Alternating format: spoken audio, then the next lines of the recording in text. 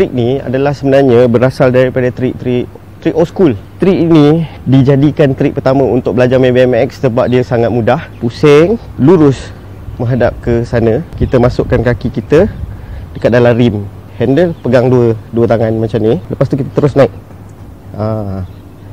Okey. Lepas tu kita balance lah.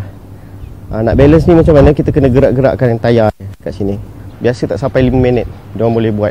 Kan ini lurus ke sekarang kan. Kita pusing handle macam ni. Kita duduk menghadap lurus. Key masuk dekat dalam spoke ni. Lepas tu pegang. Lepas tu kita naik. Syarat dia kaki ni jangan angkat-angkat. Jangan angkat macam ni. Korang boleh cuba no handle pula.